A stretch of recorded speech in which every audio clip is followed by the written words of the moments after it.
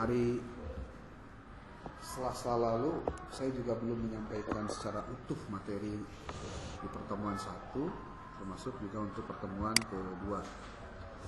Dan untuk hari ini pun saya sudah menyiapkan terkait dengan materi-materi. Kalau mata kuliahnya kan hadis manajemen pendidikan. Pakai Islam ya?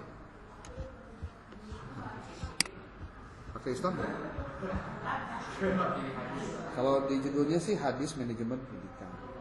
Tapi yang dimaksudnya ya hadis manajemen pendidikan Islam.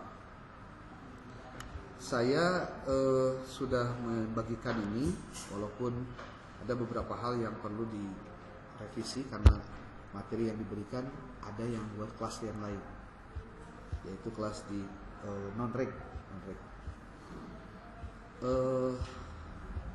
Di sini Ahmad Riyadi ya? Bukan? Ini. Ya, saya sudah buatkan rundown untuk kegiatan kuliah kita. Di sini ada 17 ya, 17 orang, dan di setiap minggunya itu ada sesi presentasi, sesi diskusi, dan sesi tanya jawab. Nah, kemudian saya juga sudah menyampaikan terkait dengan tugas-tugasnya apa saja. Ada presentasi mingguan, ada UTS, ada UAS, ada tugas terstruktur, ada tugas mandiri. Kemudian ada lagi yang disebut dengan aktivitas dan partisipasi. Jadi kalau dihitung bobotnya, ini sebetulnya belum fix ya. Yang benar tuh ini.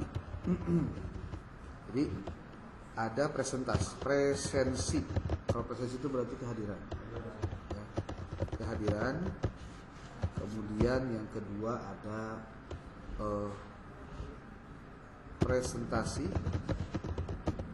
paparan. Lalu yang ketiga ada UTS, ada UAS. Kemudian ada tugas terstruktur, lalu ada tugas mandiri. Lalu satu lagi ada yang disebut dengan aktivitas dan partisipasi. Inilah yang akan menjadi komponen-komponen penilaian selama Anda kuliah dengan saya. Ada berapa ini? 7.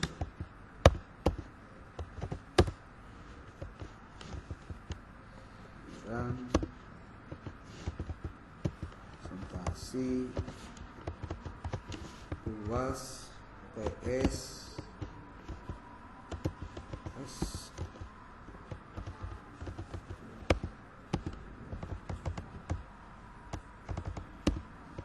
kemudian tujuhnya ini, aktivitas dan partisipasi. Ini akan saya coba paparkan dulu karena nanti juga akan ada beberapa materi yang mungkin perlu mendapatkan penguatan. Kalau presensi tidak bisa dibahas, itu sudah pada paham semuanya. Lalu ada presentasi.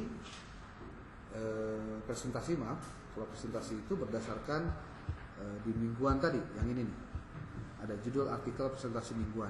Berarti mulai dari minggu depan itu ada beberapa orang yang harus tampil untuk menyampaikan materi. Tetapi untuk tulisannya semua dikumpulkan pas di minggu depan. Semua.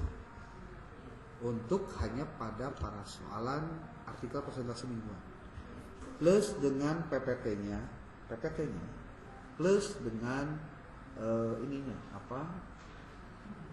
Saya suka minta mahasiswa membuat soal bentuknya pilihan ganda, jumlahnya 15 sebagai bentuk pretest dan posttest. Apa maksudnya pretest dan posttest? Pretest dan posttest itu adalah soal yang diberikan oleh presenter kepada audiens 5 menit sebelum pelaksanaan presentasi dan 5 menit sebelum tutup kuliah. Dalam rangka apa? Kalau untuk pretest paling tidak 3 alasannya. 1, agar terjadi readiness.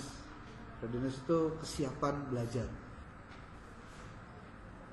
Kedua, untuk mengetahui kemampuan awal.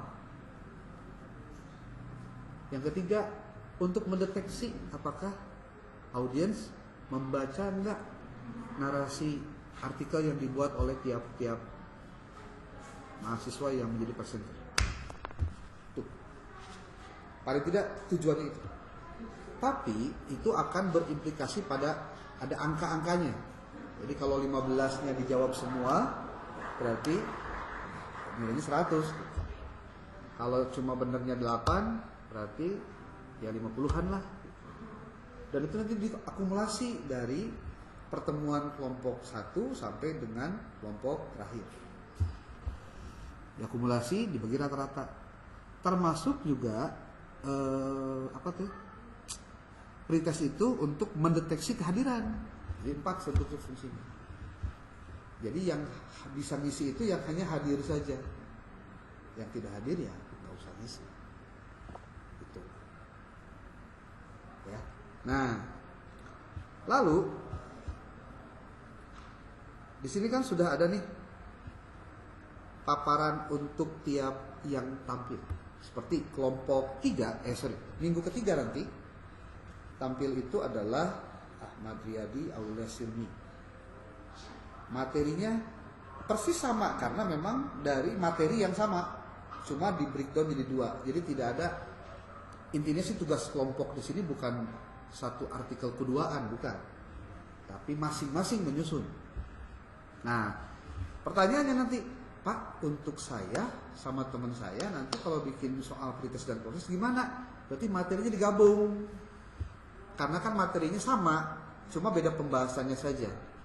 Seperti di pertemuan ketiga nanti, itu kalau di dalam rundown saat itu kan judulnya adalah hadis tentang kepemimpinan, kan? Pembahasannya dibahas oleh 2 orang, yaitu oleh Ahmad Riyadi dengan Aulia Silmi. Untuk artikel presentasi, judulnya untuk Ahmad Riyadi itu kepemimpinan pendidikan dalam perspektif hadis. Kemudian untuk Aulia Silmi bahasannya hadis kepemimpinan dan relevansinya dengan teori transformasional leadership. Tuh. Temanya hadis kepemimpinan, pembahasannya berbeda. Nah, nanti untuk soal pretest dan posttest, silakan nih yang 2 orang ini berkomunikasi. Saya 8, kamu 7. Nanti di posttest kamu 7, saya 8. Kan bisa. Dibagi. Nah, untuk pembuatan soalnya, jangan soal yang biasa-biasa, bahkan yang cenderung hanya ingin mengetahui hal-hal teknis seperti apakah nama ibu kota Jawa Barat A. Bandung, B. Jakarta. Nah, jangan yang begitu soalnya. Harus yang mengandung hot. Ada bacaannya dulu, narasi, ada mikirnya, baru ada jawabannya. Karena kan sudah mahasiswa. Itu. Waktunya hanya 5 menit untuk menjawab 15 soal itu. Dibuat dalam bentuk Google Form atau quizzes atau Kahoot, boleh. Ya. Kahoot. Apalagi? Quizzes atau Google Form. Boleh. Saya sih menyarankan mana saja yang cepat. Yang hasilnya real time, beres, Anda ngisi pretest, langsung hasilnya.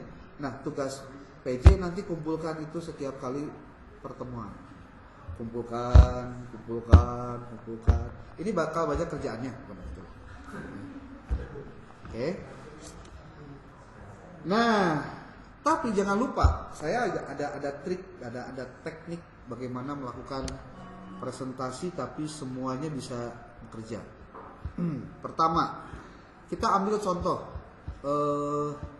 kelompok untuk presentasi itu, kelompok. kita bagi menjadi dua. Ada kelompok yang presentasi, ada kelompok pendamping. Saya nyebutnya pendamping aja deh. Pendamping. Apa tugas dari kelompok kelompok presentasi? Tugasnya adalah satu, dia menyiapkan satu file Word artikel yang menjadi bagiannya. Yang kedua, kenapa nggak otomatis?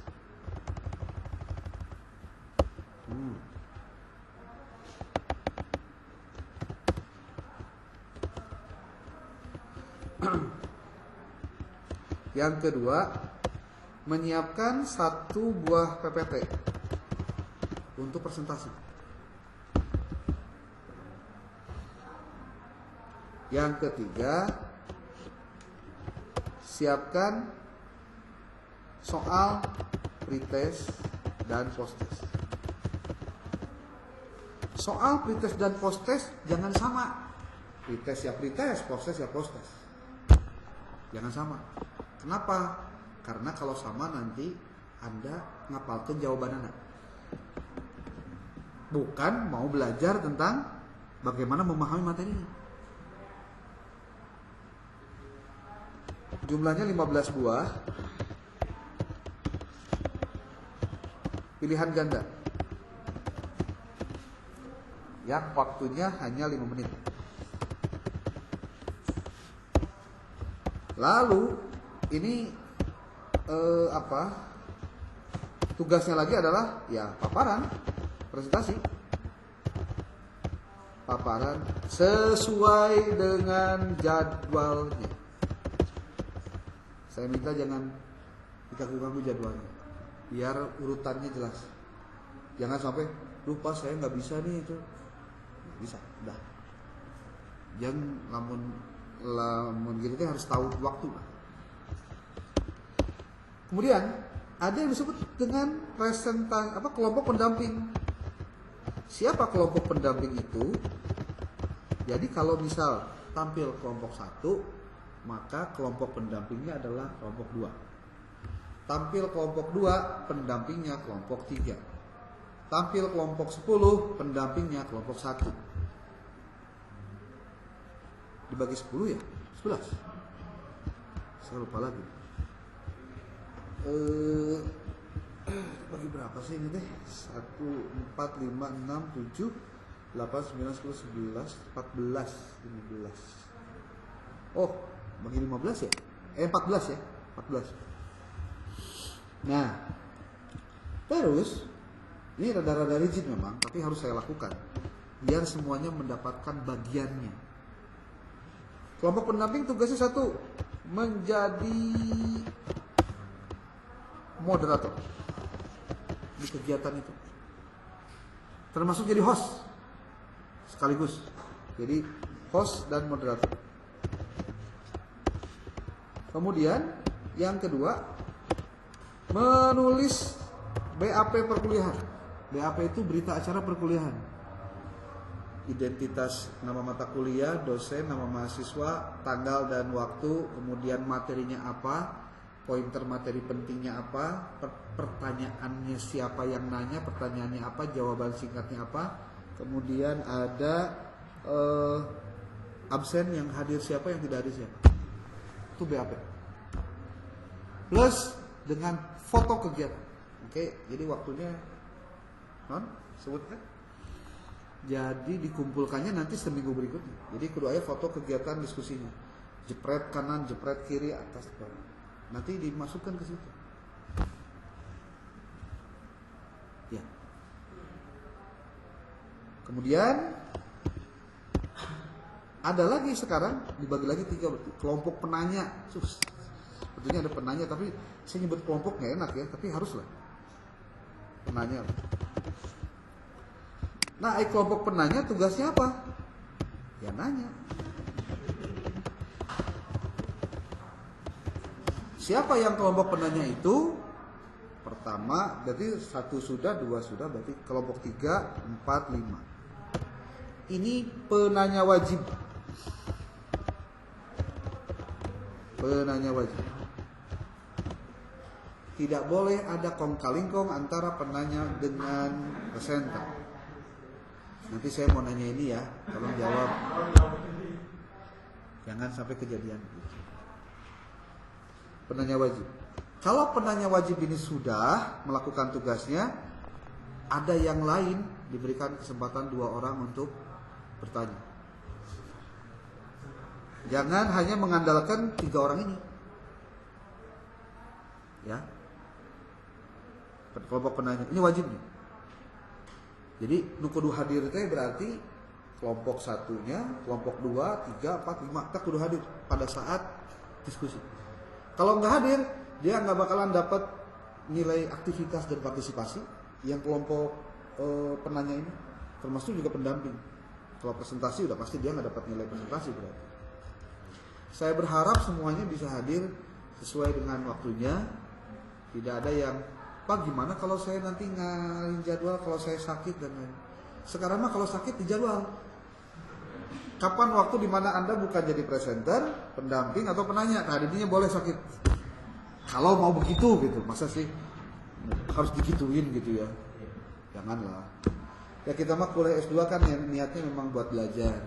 Jadi mending manfaatin waktu, jangan banyak dulu acara apapun gitu. Ya kalau acara nikah mah lainnya. Tapi sayang ya. Ya. Ini penanya wajib. Dan penanyanya itu, nah ini saya mohon bantuannya nih. Mohon kerjasamanya juga buat teman-teman. Ada 3 hal yang perlu dilakukan oleh audiens. 1, pahami kegiatan ini adalah bagian dari belajar. Jadi jangan sampai Anda menghilangkan kesempatan belajar.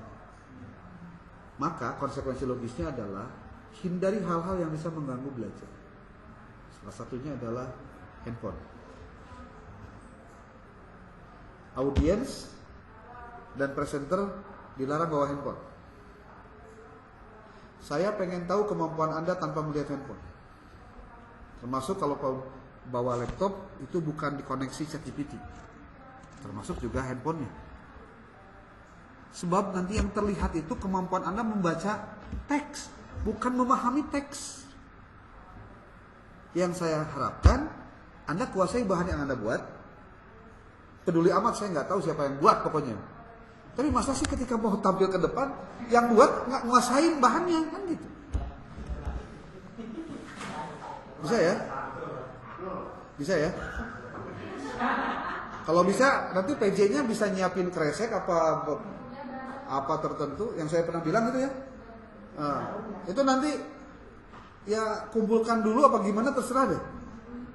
Walaupun saya juga rada risih juga sih, ini kan mahasiswa S2 ya, masa gitu-gitu kayak anak S1 gitu. Tapi saya bilang kalau nggak begitu juga kadang ada yang ngerti, ada yang enggak. Ada yang kadang-kadang mahasiswa S2 juga ada yang dewasa, ada yang membudakeun gitu.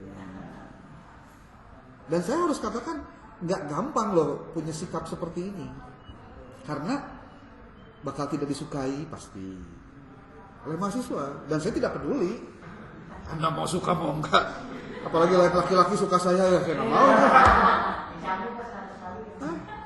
Nggak mau lah, apain? Prinsipnya karena kita jangan kehilangan momentum belajarnya, jangan terganggu. Ya, saya juga ya urusan handphone, urusan apapun selalu ada saja yang kadang nggak tahu waktu dia nelpon pada yang karena dia mungkin nggak tahu. Kalau keluarga sih saya udah kasih tahu jam segini sampai jam segini hari ini, itu kalau slow respon mohon maaf karena saya juga ada kegiatan. Jadi coba kita bertahan dulu berapa 100 menit ya, jam 12.30 sampai jam 14 lebih 10 menit lah. Jangan autis gitu loh. Autis tuh berada di dunia sendiri tanpa merasa ada di lingkungan yang luas gitu. Oke ya, Jadi kelompok 1 presentasi, 2 itu menjadi pendamping, kelompok 3 dan 4 dan 5 itu jadi penanya wajib. Terus dan seterusnya sampai dengan terakhir. Supaya apa? Saya punya pengalaman buruk ketika kuliah S2 dengan mahasiswa, ketika tidak ada yang bertanya satupun. Ketika ada presentasinya, kan saya jadi bingung. Apakah mahasiswa jadi audiens sudah memahami apa yang disampaikan? Apakah karena memang tidak memahami ketika ini menyampaikan materi? Atau memang tidak membaca bahannya? Atau ini kurang menarik? Kan banyak hal. Makanya saya harus memaksa gitu. Udah, you ngomong. Kalau you nggak ngomong nggak ada poin, udah gitu aja. Kalau dulu kan nggak begitu. Siapa yang ngomong baru di poin kan gitu. Nah sekarang tuh nggak begitu. Banyak orang yang bertawadhu, merasa pelajaran begini masa sih. Apalagi ngomongnya hadis manajemen, hadis apa menariknya gitu. Ya saya juga harus mengatakan ketika diwajibkan ini karena pengalaman-pengalaman sebelumnya, apalagi Zoom. Wah, parah. Kalau Zoom suruh nanya, itu ada yang ini saya ditinggal tidur apa gimana ini? Masa nggak ada yang respon gitu, yang bertanya atau gimana? Atau paling tidak bukan hanya deh mengklarifikasi, mengkonfirmasi, ingin mendapatkan penjelasan lebih lanjut, atau dia sendiri yang menjelaskan apa yang kemudian mungkin kurang pembahasannya oleh presenter contohnya. Saya tidak bisa memaksa itu. Makanya dari awal saya sudah pastikan Anda kelompok yang penanya wajib ngomong. Nggak ngomong berarti Anda nggak ada poin. Sudah selesai. Dan diharapkan teman-teman tidak ada yang meminta bantuan call of friends atau 50-50 atau apalah namanya, ya. Ketika sudah bicara dulu. Itu untuk diskusinya. Jadi ketemu tuh fileword-nya disiapkan, PPT-nya disiapkan, soal pretest post-test juga, paparan sesuai dengan jadwalnya.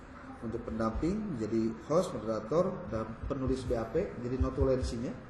Kalau dia kebenaran sendiri gimana Pak? Ya udah kebetulan semuanya dikerjakan sendiri. Termasuk foto ya, terus nih foto. Foto saat diskusi. Biar ada ya lain kenangan lah, terlalu melankolis gitu ya kenangan. Ada rekam jejak gitulah. Ya, kuliah. Termasuk ketika kalau kebetulan Zoom ya sama. Saya juga mungkin di beberapa waktu ke depan ada waktu di mana saya harus mengerjakan tugas baik dari Pak Rektor atau dari fakultas untuk keluar kota dan lain, itu bisa terjadi. Makanya saya mungkin bilang aja dari sekarang kita coba untuk fleksibelkan waktu ketika bicara kuliah. Waktu kita tetap di 12.30 atau jam 1 kita mulai, nggak masalah di hari Selasa. Kalau kemudian ini saya berkalau-kalau saja. Jika kemudian ada saya mendapatkan tugas-tugas itu, apalagi kalau tugas kementerian, ya saya disclaimer aja dari sekarang, saya sampai hari ini masih ada hubungan kerja dengan Kementerian Agama di Jakarta terkait pengelolaan jurnal itu. Jadi beberapa kegiatan full day, full board itu suka ada untuk menyelesaikan tugas-tugas di jurnal. Hanya pasti harus saya sampaikan kalau misalkan kebetulan bentrok waktu. Termasuk saya di Kementerian Agama jadi penilai buku agama itu sejak tahun 2019 sampai sekarang. Jadi sering di Jakarta, di Tamrin untuk mengerjakan tugas-tugas. Karena saya sebelum kesini di Jakarta dulu 5 tahun di Jakarta. Oke, apa lagi ya? Nah, sudah. Tinggal pertanyaannya, Pak, isi dari artikelnya harus kayak gimana? Terus saya harus nulis apa? Saya ingin mengatakan pada Anda gunakan menulisnya di template dan template-nya sudah saya siapkan di jurnal yang saya kelola, namanya jurnal epistemik. Nah, ini sudah ya? Sudah ya? Apa-apa, saya ingetin lagi aja. Template-nya di jurnal epistemik sudah pernah dibuka? Sudah di-download? Di situ ada author guidelines, di situ ada petunjuk-petunjuknya, silahkan dibaca. Harus berapa katanya ada di situ. Kalau bikin kolom kayak gimana, bikin tabel kayak gimana, bikin gambar kudu kumaha, resolusinya, pengutipannya seperti apa, ikuti template itu. Jadi mulai dari sekarang berlatihlah untuk menyusun artikel dengan mengambil tema-tema yang ada dalam diskusi kuliah. Jadi bentuknya tidak lagi jadi makalah, tapi dalam bentuk artikel. Anda boleh cek artikel-artikel yang muncul di jurnal epistemik juga banyak, dan itu bisa disitasi juga jika memungkinkan. Termasuk citasi dari artikel yang terbit di Google Scholar saya, kalau memungkinkan juga dikutip. Jadi jangan sampai tidak dikutip, karena nanti artikel Anda itu harus melalui proses review. Benar enggaknya. Saya ingin sampaikan begini. Pertama dari judul, Pak, judulnya boleh nggak diubah, disesuaikan dengan tema yang ingin saya sampaikan. Kalau menurut Anda judul ini, nih contoh kepemimpinan pendidikan dalam perspektif hadis. Kemudian di sini bicara hadis kepemimpinan dan relevansi dengan teori transformasional. Ini buat Aulia dengan Ahmad Riyadi. Anda akan ubah judulnya menjadi judul yang memang proper buat jadi artikel jurnal. Boleh? Silahkan. Tanpa mengubah substansinya. Kalau untuk judulnya silahkan. Nah mungkin Anda juga perlu belajar bagaimana menggunakan AI untuk bagaimana membuat strukturnya menjadi rapi. Bukan untuk membuatkan artikelnya, bukan. Jadi kalau Anda mau cerdas, penggunaan AI itu adalah pertama langkahnya nih, saya kasih tahu aja langkah-langkahnya. Langkah penyusunan itu Anda harus satu, siapkan apanya sih? Siapkan apa? Referensinya. Referensi itu minimal 30 kalau di jurnal epistemik, tapi saya sarankan di 40 aja, dan 40-40-nya adalah artikel. Hah? Kenapa? Ada yang masalah? Nggak. Referensinya itu kalau di epistemik itu cuma 30 buah, tapi saya sarankan 40 buah referensi dengan 32 artikel dan 8 buah buku atau yang lain-lain. Ini saya sarankan nih, kalau Anda pengen terbit artikel di jurnal yang mantap, itu kayak gini. Kemudian si artikelnya, nih siapa? Yuk ya, nanti dicek lagi. Artikel yang dijadikan sumber harus yang terindeks. Terindeks itu satu, yang terindeks global yaitu Scopus. Kemudian terindeks Sinta. Sintanya Sinta 1 sampai dengan Sinta 6. Enggak, tapi perbanyaklah Sintanya, Sinta 1, 2 dan 3. Terus yang terindeks DOAJ atau yang terindeks global lainnya seperti Web of Science, WOS. Nih. Kalau mau lebih spesifik lagi, yuk kita breakdown satu-satu. Gimana breakdownnya? Scopus berapa buah? Minimal 10. Tuh. Harus dicari. Gimana caranya? Saya kasih tahu nanti.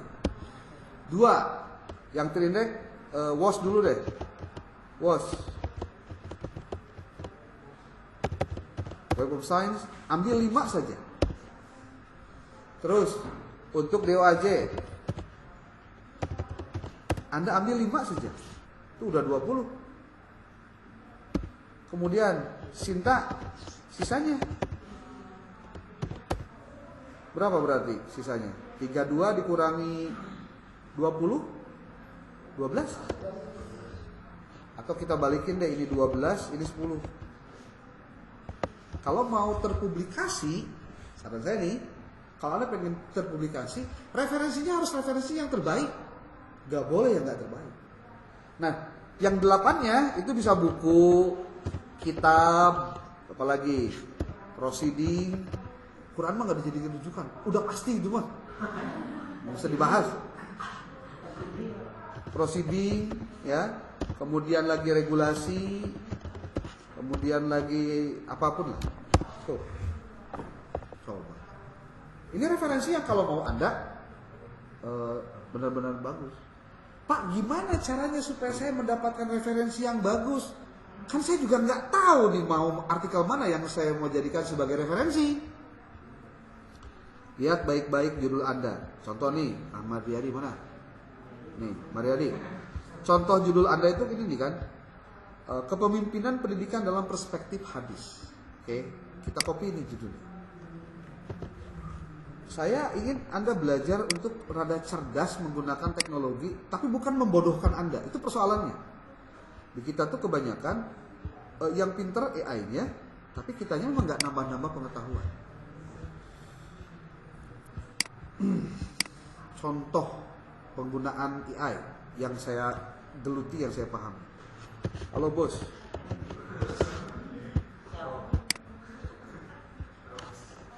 Nih.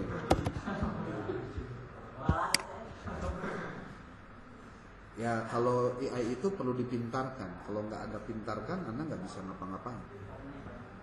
Nah, ini persoalannya nggak tahu kenapa ini dari tadi nggak ini nih apa sinyalnya ya jelek? Emang jelek di sini.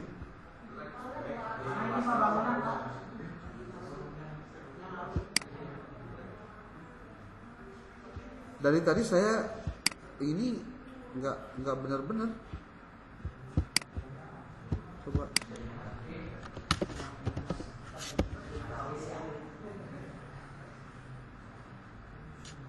Aku bisa cepet. Halo.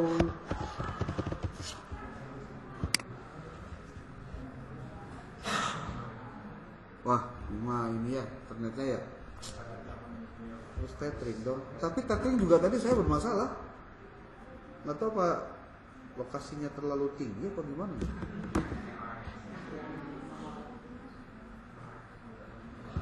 Nah, maksud saya begini. Kalau Anda ingin mengerjakannya dengan cepat, maka mulailah dari mengumpulkan referensi dulu. Bagaimana cara mengumpulkan referensi? Anda harus tahu keyword dari judul Anda. Dari situlah kemudian Anda cari referensi yang ada keywordnya. Pertama, Anda bisa cari di Google Scholar. Kalau Anda cari Google Scholar kan begini nih. Sudah pernah lihat Google Scholar?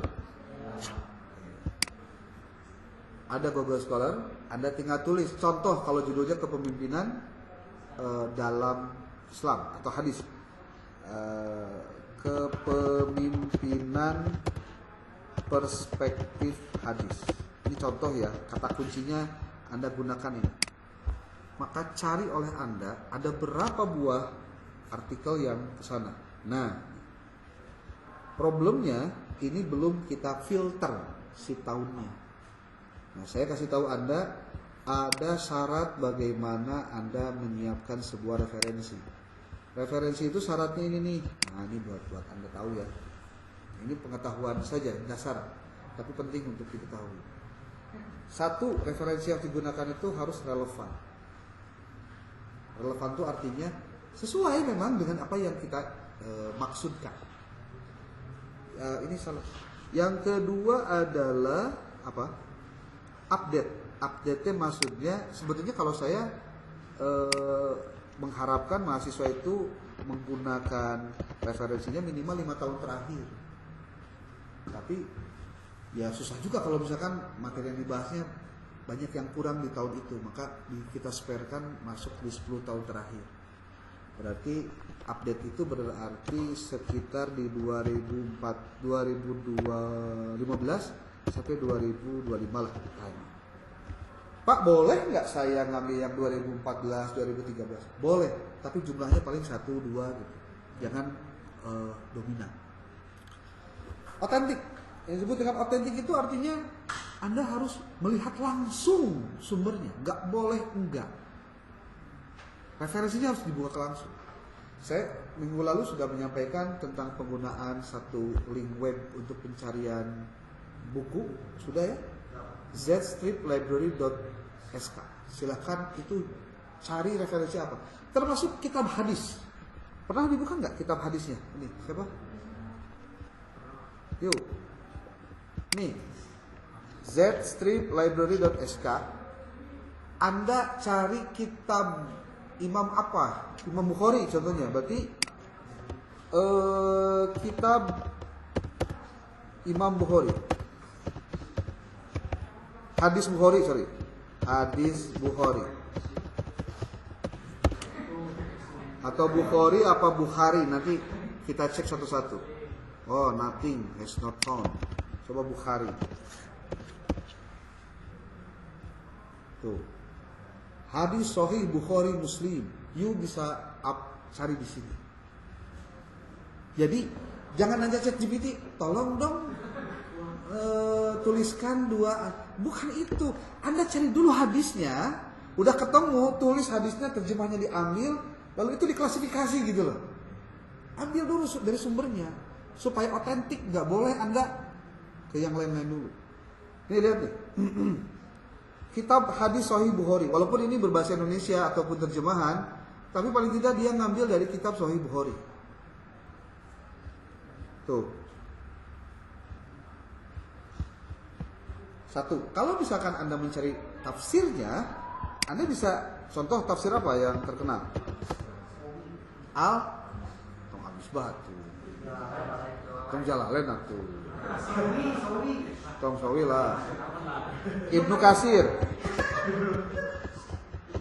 Di sini ada terjemahnya Ibnu Katsir yang otentik, Anda bisa baca langsung. Dari mulai jilid 1, jilid 2, jilid 3, Anda tinggal download. Bahkan saya berani bertaruh, Anda akan lebih banyak download daripada bacanya nanti. Download, masalah itu aja gitu kejadian. Tuh ya, Ibnu Katsir. Jadi referensinya harus otentik, baca langsung sumbernya. Termasuk artikel jurnal. Kalau di artikel jurnal ada referensi yang dikutip, lalu Anda mengambil dari artikel itu beserta kutipannya, Anda sudah tidak otentik lagi. Bukan, jadi Anda itu menganggap apa yang dia tulis benar. Dalam kaidah keilmuan kita tuh harus sebutnya bukan curiga, jadi harus berhati-hati. Karena gini, ini pengalaman buruk juga ya oleh orang lain yang melakukan penelitian dan menulis. Dia nulis nih, ngutip dari satu buku. Sebutlah bukunya Sugiono lah yang banyak dikutip. Dia tulis 10. 10 itu 10 berarti. Halaman 10. Padahal materinya itu tentang hipotesis. Logika sederhananya, buku dia nggak bakalan ngomong hipotesis, penjelasan itu di halaman awal. Ternyata memang betul. Pas dicek lagi bukan 10, bukan 10, tapi 107. Ada angka 7 yang hilang. Saya menduganya mungkin ketika nulis dia ngantuk, nggak keketik, atau dia abai gitu, kirain angka 7-nya udah keteken, padahal enggak. Tapi faktanya ketika sudah jadi naskah, itu jadi angka 10 yang muncul. Kebayang nggak kalau kemudian si penulis itu dibaca oleh seseorang, mengutip tulisan itu, diambil juga oleh dia, ditulisnya jadi 107 nggak? Enggak lah, masih 10. Karena dia nggak baca bukunya, langsung dia copy paste. Kemudian si ini dibaca lagi oleh yang temannya, dikutip lagi bagian ini, dan terus begitu. Berarti kita sudah membiarkan bukan kebohongan, membiarkan kesalahan itu terjadi di depan mata. Dan itu jangan sampai terjadi.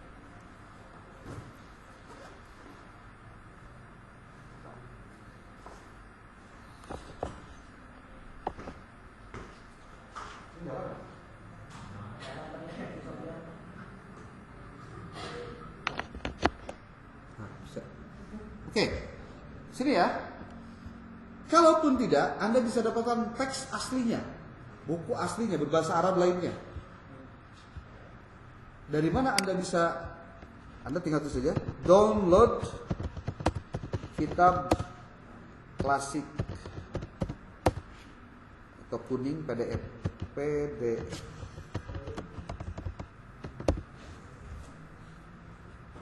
Tuh. Mau download apa? Tinggal siapin aja space-nya. Makanya lebih bagus jangan disimpan terparah-parah, pakai hard disk eksternal kalau bisa. Karena kan bakal banyak. Tuh kitab kuning apa yang nggak ada?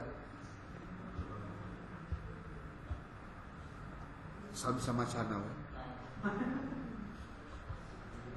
Ya. Oke. Nih, sudah. Jadi harus otentik. Otentik itu Anda harus baca langsung sumbernya. Ada yang keempat, itu adalah otoritatif. Maksudnya, referensi Anda itu harus referensi yang memiliki apa ya sebutnya? Legitimasi keilmuan yang kuat. Contoh, kalau Anda bicara tentang motivasi, jangan ngambil dari referensi yang berbahasa Indonesia yang dia kutip juga dari yang lain. Carilah dari referensi yang otentiknya, otoritatifnya. Contoh dari Maslow. Kalau manajemen, George R. Terry, langsung ke sumber bukunya. Makanya kenapa harus membaca secara otentik supaya buku yang atau referensi yang dikutipnya itu otoritatif. Termasuk ketika bicara referensi dari artikel jurnal juga sama. Anda bisa lihat di dalam ini nih, apa ini? Apa tadi itu? Google Scholar. Di Google Scholar itu kan ada ininya. Ada apa? Nih lihat, dirujuk berapa kali ini? Ini makin rujukannya besar, berarti secara otoritatif tinggi karena banyak dipakai. Di Scopus juga sama begitu. Nah, tadi saya bilang di zlibrary.sk, kemudian di Google Scholar, saya pernah ngobrolin tentang Publish or Perish. Ya, Anda silahkan download Publish or Perish, Harzing Publish or Perish di laptopnya. Makanya kalau mungkin praktiknya langsung ketika di kelas bagusnya. Nih kayak gini. Karena saya sudah download, sudah install, jadi sudah ada di situ. Nih, kalau Anda ingin yang Scopus, terindeks Scopusnya, Anda tinggal minta tutorial untuk mendapatkan APA key untuk di Publish or Perish dalam dalam kebutuhan untuk mendapatkan key untuk dapat ini.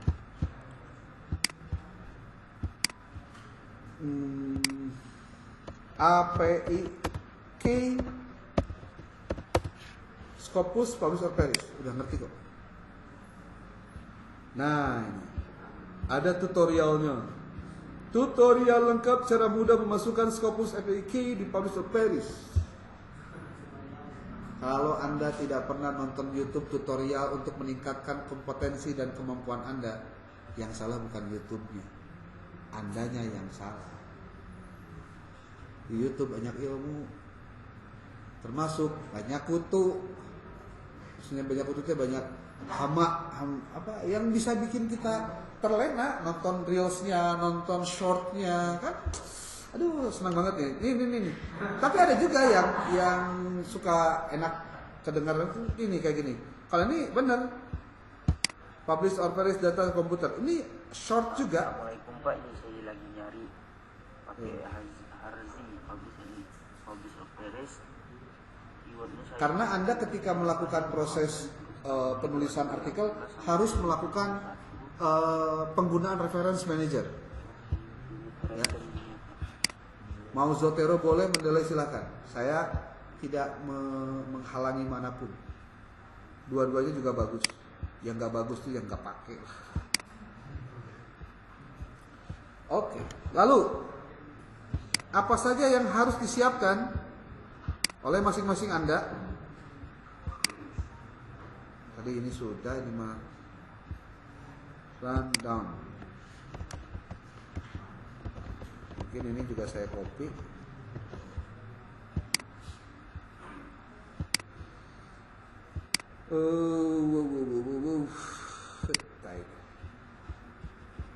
Rundown kegiatannya kurang lebih begini.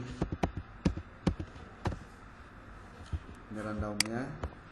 Kemudian dari pencarian referensi ya, tadi teta referensi ini 40. Ada lagi gunakan,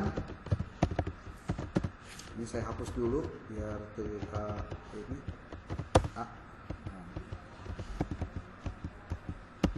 CDEF ini 3. Gunakan Google Scholar. Ini umum, apapun bisa. Apalagi tadi zstriplibrary.sk. Lagi? Bukan. Ini dulu publish or perish.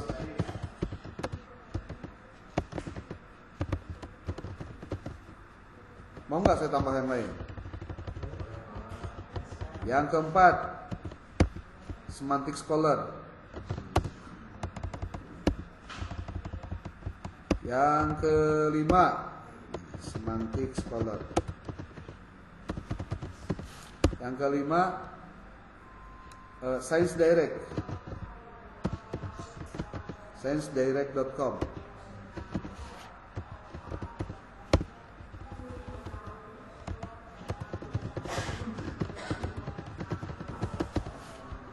Apalagi Scopus.com.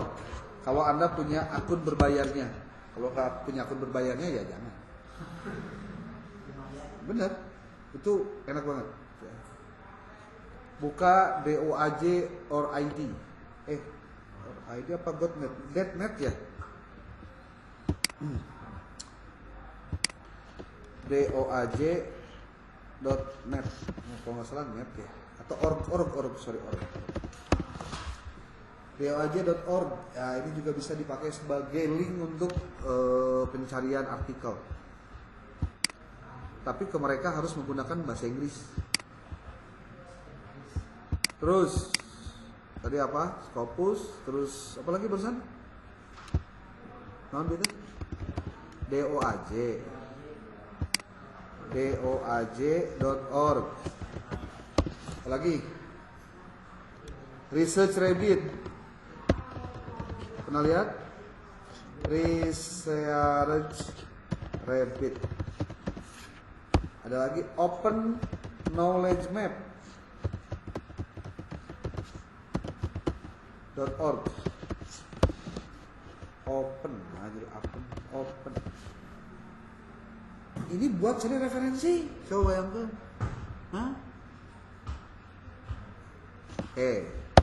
Kalau sudah pahami template dan author guidelines tulisan. Nah, khusus untuk materi kita di hadis manajemen pendidikan ini, Anda harus mengkajinya dari, coba lihat ini, deskripsi mata kuliah kita. Mata kuliah ini membahas hadis-hadis tematik. Jadi kita bicaranya tematik nih. Ibarat lamun dina Quran mah itu apa? Teknik tematik itu namanya apa? Kalau di Quran, maudhu'i. Jadi berdasarkan temanya apa, hadisnya apa gitu loh. Kan pembahasan itu bisa dari satu hadis dibahas beberapa sumber, atau satu temanya hadisnya apa saja. Mata kuliah ini membahas hadis-hadis tematik yang berkaitan dengan prinsip-prinsip manajemen pendidikan Islam, seperti kepemimpinan, disiplin, musyawarah, supervisi, motivasi, amanah, keadilan, kerjasama.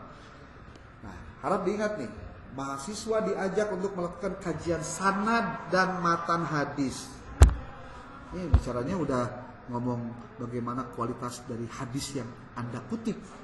Berarti Anda di situ harus melakukan ya penggalian, mentakhrij hadis untuk memastikan hadis ini apakah bisa dipakai sebagai dasar dari pengambilan keputusan, dasar atau dalil dalam berargumentasi atau tidak. Menganalisis relevansinya dengan teori manajemen modern serta mengembangkan model pendidikan, manajemen pendidikan berbasis nilai-nilai hadis. Nah, saya pengen ada dari simpulan Anda itu bahwa hadis ini memiliki nilai-nilai dalam konteks kepemimpinan, contohnya nih buat siapa? Ahmad. Yaitu dari hadis ini nilainya apa saja, hadis ini nilainya apa saja, dan nilainya apa saja. Bisa meren? Bisa ya? Ya saya harus nanya dulu bisa gitu, bisa ngomong gitu maksudnya. Terus dengan demikian, nih lihat nih deskripsi mata kuliahnya. Mata kuliah ini tidak hanya memperkuat landasan normatif dan etis, tetapi juga melatih kemampuan analitis, kritis, dan aplikatif mahasiswa dalam memecahkan persoalan pengelolaan lembaga pendidikan Islam secara ilmiah dan integratif. Pak, hadisnya apa aja? Kan banyak Pak hadisnya. Itu justru kesebab loba. Jeung ulah hadis anu kira-kira hadisnya itu memang sudah umum. Yang umum contohnya nih, kullukum ra'in wa kullukum mas'ulun 'an ra'iyatihi. Umum. Udah banyak yang bahas. Kalau Anda mau jadikan boleh, tapi sebagai pelengkap. Jadi hadisnya bukan hanya itu doang gitu maksudnya. Karena kita bicaranya tematik. Ya. Pak, berapa hadis yang harus saya munculkan? Saya saranin sih di kisaran 7 sampai 10. Kan hadis itu ada yang pendek, ada yang panjang. Itu aja. Tapi Pak jadi nggak fokus karena hadisnya banyak. Nggak begitu rumusnya. Rumusnya bukan begitu. Nih, saya berikan contoh ya ketika Pak Ahmad. Saya nggak tahu nih apakah responnya udah bagus. Itu coba itu tinggali itu tadi. Kamu lagi nge-lag ya? Hah?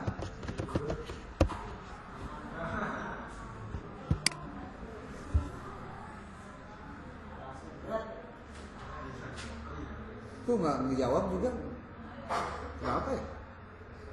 Padahal pulsa saya masih ada aja. Di refresh.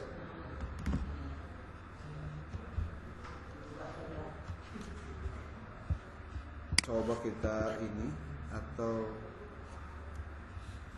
apa ya? Ngambek benernya pakai wae. Tuh.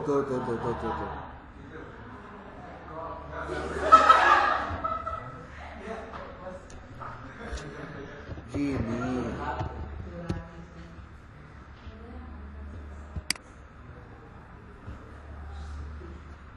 Aku dapat tugas buat bikin artikel riset artikel.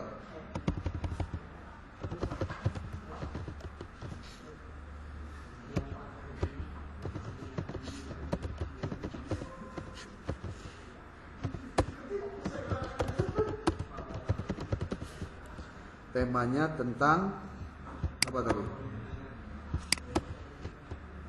Hadis tentang kepemimpinan dalam pendidikan.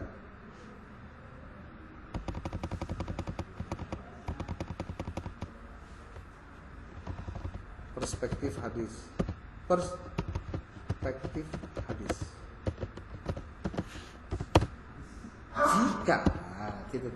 Jika saya pengen judul artikel itu artikel yang akan dibuat itu menjadi lebih menarik, reviewer dan editor jurnal terindeks global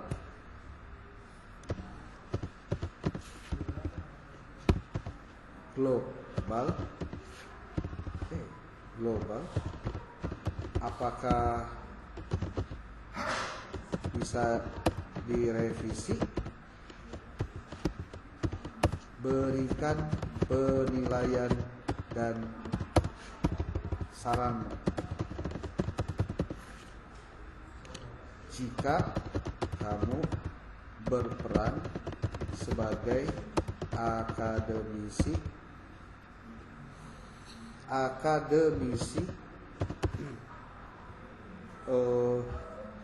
peneliti dan penulis di jurnal bereputasi. Nah, bereputasi. Apa kira-kira jawaban? Baik bos.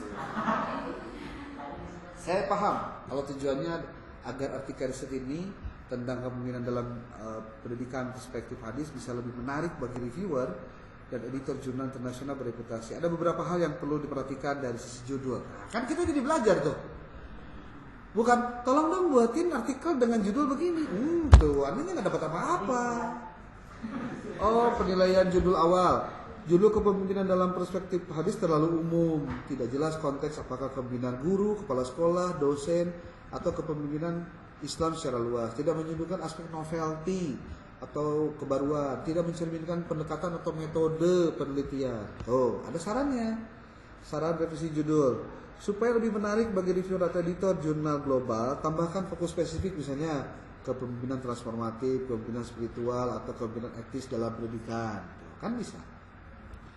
Gunakan kata kunci internasional seperti prophetic leadership, educational leadership, Islamic education.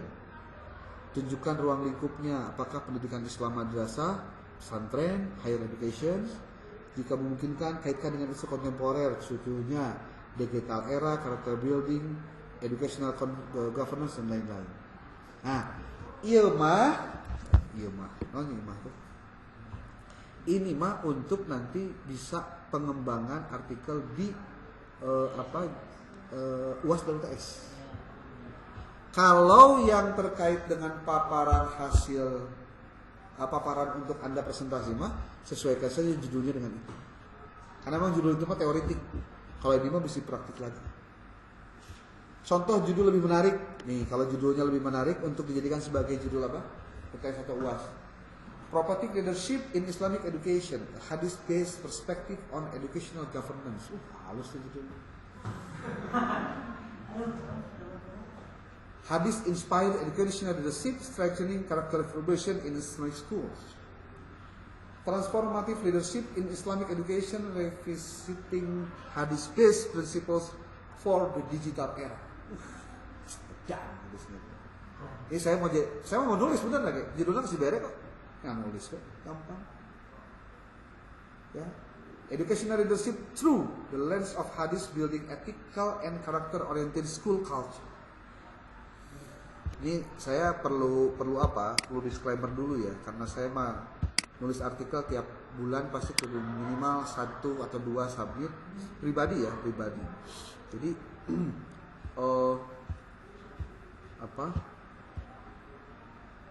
sudah harus Al-Islah. Saya lagi nulis di jurnal Al-Islah singkat 2 di Riau.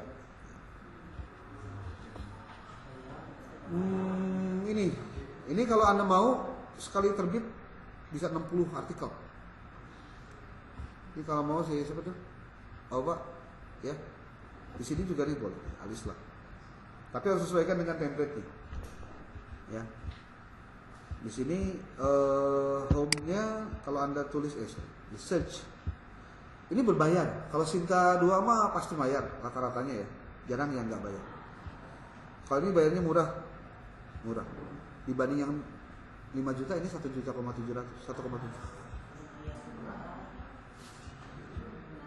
Anda tinggal search ini.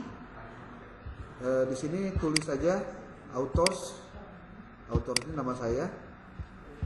Di search nanti bakal muncul. Saya nulis baru 2, di sini terbit 2. Walaupun jadi penulis ke-4, ini penulis ke-2. Kalau yang sedang apa? Order submission di sini. Login. Ini nih. Tuh sedang aktif nih, sedang proses tuh writing assignment. Judulnya The Application of Islamic Value Based Leadership in apa? Nah, judulnya ini. Implementasi nilai-nilai berbasis kepemimpinan Islam, berbasis nilai-nilai Islam dalam program Madrasah Sehat di Madrasah Aliyah Negeri. Tuh. Jadi konteksnya konteks manajemen. Jadi ya Anda disuruh nulis tuh karena sudah saya nulis. Anda boleh lihat Google Scholar saya juga lumayan. Capek. Bikin mahasiswa pinter tuh capek memang, tapi memang harus saya bisain gitu mereka. Asal mau aja. Ya. Oke. Yang kelima adalah verifikatif. Maksudnya verifikatif itu adalah dapat di tracking, dapat dicari bener nggak ini sumbernya dari situ. Makanya kenapa kalau Anda menulis artikel harus mencantumkan link DOI-nya, DOI. Anda coba perhatikan baik-baik ini. Kalau Anda lihat di file ini, di sini filenya tidak ada DOI-nya, tidak ada. Di sini adalah link webnya atau URL-nya. Alternatif jika tidak ada doi, maka masukkan URL-nya. Jadi kalau misalkan Anda klik doi-nya ternyata not found atau not aktif, ya Anda harus cari link webnya. Yang salah itu kalau link webnya nggak ada, URL-nya nggak ada, doi-nya juga nggak aktif. Itulah yang diberikan ChatGPT. Makanya jangan sembarangan dan percaya pada ChatGPT. Cek dulu, ya, cek dulu. Oke, lihat cara penulisannya. Ini suka salah nih kalau nulis. Untuk artikel itu ada dua cara penulisan referensi. Ada yang menggunakan teknik naratif, ada yang parentetik. Naratif itu penulis dan nama penulisnya dituliskan kurung buka tahun dan ada kata penekanan, menekankan bahwa berpendapat bahwa atau menekankan ke, itu artinya si penulisnya mencantumkan nama si penulis sumbernya itu dalam waktu yang bersamaan, tahunnya terpisah. Berbeda dengan kalau yang parentetik. Kalau parentetik itu lebih cenderung seperti pengutipan pada kata-kata yang diparafrase. Ya, seperti yang di parentetik di bawah, kepemimpinan berbasis Islam menjadi kunci transformasi manajemen pendidikan. Maksudnya etate kutipan dari Al-Rifal Al-Ridi dan Agus tahun 2004. Kalau untuk menulis seperti ini, contoh nih, artikelnya panjang sekali, yang nulisnya banyak sampai 6 orang. Latu Konsina, Latu Wapo, Abdul Rahman, Rustina, Rajab. Biasanya kalau dalam penulisan teknik American Psychological Association, nama family name dari nama itu selalu di depan untuk penulisan sitasi atau referensi. Termasuk ketika dikutip menjadi bagian dari pengutipan seperti ini. Kalau nulisnya untuk artikel, dia nulisnya secara naratif, Latu Konsina, Latu Wapo, Abdul Rahman, Rustina, Rajab. Ditulis semua dulu ketika pertama kali dia mengutip. Coba lihat. Jika digunakan berulang kali dalam naskah, maka sitasi berikutnya untuk 5 penulis atau lebih, itu dari 3 sampai seterusnya, itu cukup ditulis pertamanya saja dengan tambahkan et al. Seperti sitasi naratifnya, Latu Konsina et al 2023 menunjukkan bahwa bla bla bla bla. Narasi parentetiknya, Latu Konsina et al 2023. Coba kita lihat ini sebagai contoh pengutipan. Contohnya, Anda lihat yang bagian di highlight nih. Keluarga memiliki peranan penting dalam perkembangan pendidikan anak. Di situ ada kutipan 4 referensi. Ceka N. Marui, Gezova, Heshu N. Wilson, Menhere N. Hugging. Coba, satu pernyataan ternyata didukung oleh 4 referensi. Jadi kalau misalnya Anda ngomong 10 atau 30 atau 40 referensi banyak, Ini aja satu kalimat citasinya ada 4. Pendidikan pada lingkungan keluarga adalah pendidikan informal yang pertama diterima oleh anak. Klajic 2016. Ketika sudah ngutip, di situ Anda berteori atau berpendapat atau menyimpulkan atau menganalisis. Oleh karena itu, sikap dan sifat anak dapat dibentuk melalui pendidikan di lingkungan keluarga. Titik. Ketika ada tidak ada citasinya berarti itu pendapat si penulis berdasarkan kutipan-kutipan di atasnya. Jadi jangan tipe-tipe, tapi narasi yang dibentuk sintesisnya nggak ada gitu. Si penulisnya nggak ada pendapatnya. Nah, itu juga keliru.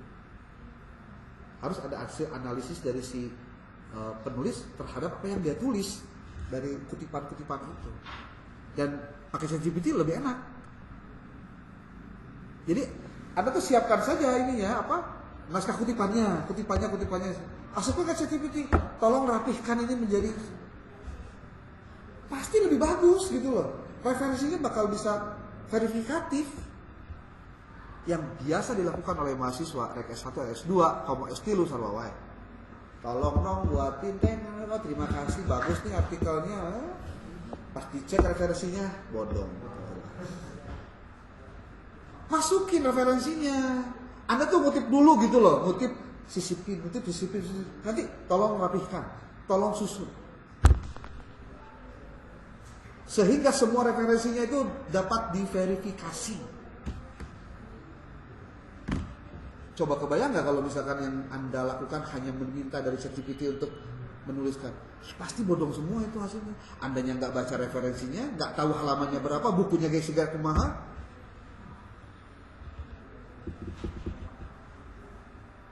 Bisa ya? Paham maksudnya ya? Kalau Anda nggak bisa ngikutin omongan saya sekarang, nonton YouTube banyak-banyak dari sekarang.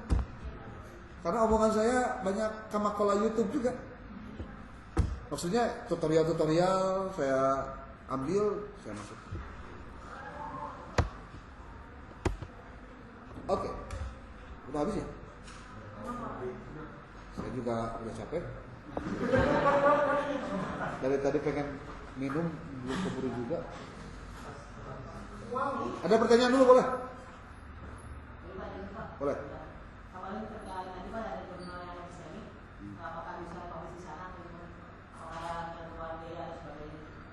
Berarti Anda belum dibaca semuanya. Baca tuh teh. Nih atuh kudu dibejaan wae mah. Nih.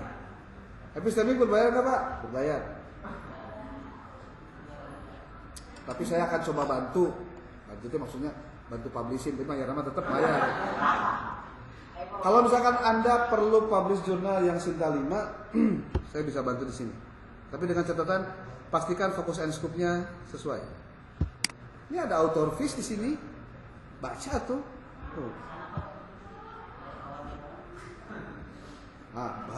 Berapa?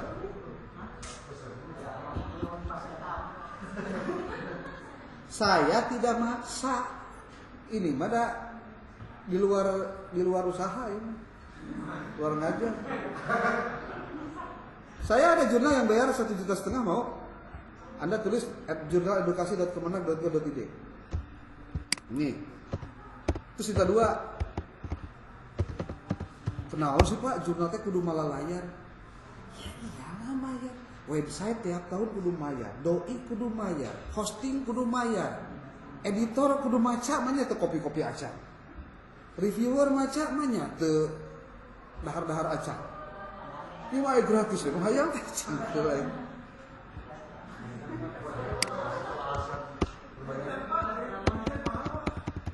Kenapa? Kok? Oh lagi ini, jurnal edukasi lagi. Bentar, saya harus ini dulu nih.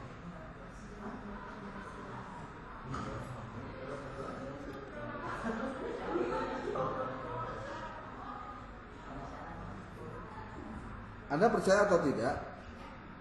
Ya terserah ya. Tapi kalau percaya nggak apa-apa. Yang namanya jurnal itu perlu, dan sudah saya nggak nyebut bisnis ya, tapi memang patokan untuk bisa orang itu punya publikasi, orang itu punya reputasi secara keilmuan ya sekarang tuh. Emang Scopus enggak bisnis gitu? Saya mau nanya. Bisnis lah. Saya punya jurnal Scopus nih, yang ini nih, kalau Anda mau. Tapi memang beda scope. Nih, jurnalnya ini nih tuh. Indeksinya sudah Scopus. Walaupun Sinta 2. Dari mana tahu sebagai pengelolanya? Klik editorial timnya. Nah, saya di mana tuh?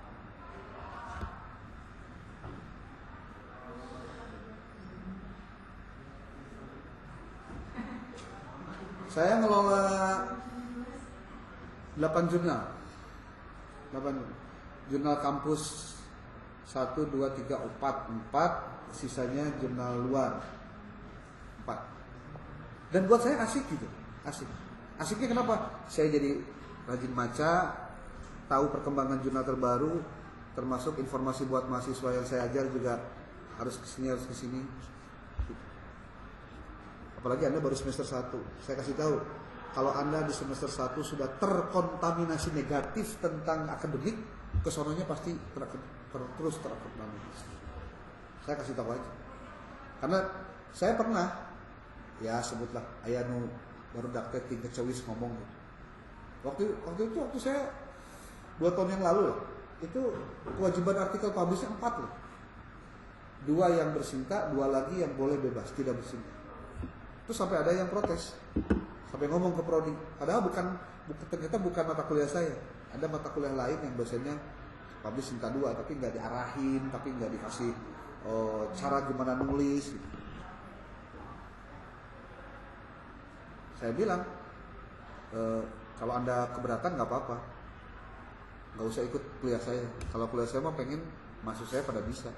Toh ketika Anda mencantumkan nama saya pun sebetulnya itu nggak ngepek banget, karena saya emang ngepeknya di penulis pertama.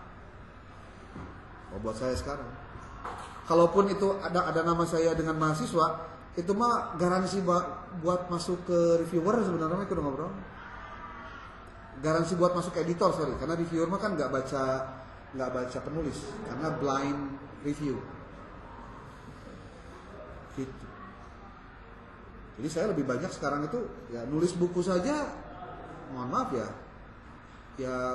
yang tadi book chapter itu 1 kelas 1 dari semester kemarin udah punya 5, belum saya dengan teman-teman saya yang lain nulis ya hitungannya sih ayat 30 book chapter buku pribadi 2, book chapternya 20, belum HKI-nya. Maksud saya, hal-hal yang begitu itu kalau tidak karena pikiran positif, itu pasti akan munculnya negatif wae. Ih ngapain ya gitu kan, capek-capek, kabeak-beak duit dan lain-lain. Ya terserah. Karena kepuasan akademik itu ukurannya bukan uang. Tapi ketika kita punya karya, terpublikasi, dimanfaatkan orang, di situ ada kepuasan tersendiri. Kalau kepuasan saya itu kalau bikin mahasiswanya bisa, pinter, kemudian mau, kemudian ada publikasi yang dia bisa masuk reputasi yang positif, itu buat saya. Masih ada kuliah?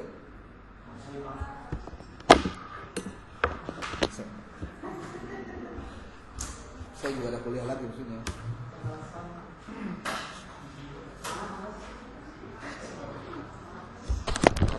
Oke, terima kasih.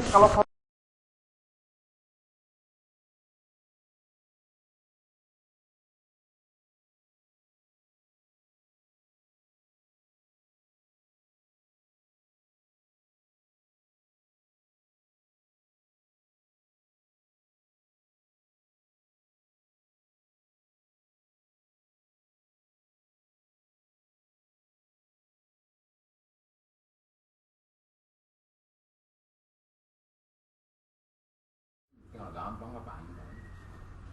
Gampang apaan? Buat lagi. Enggak ada, itu kan salinan print ya. salinan semacam PDF SK mah kan bisa Eka Pungkur Lektur Kepala tahun seberapa? Ini 2010 sudah pindah ke sini ke Tiun 2010 Oh,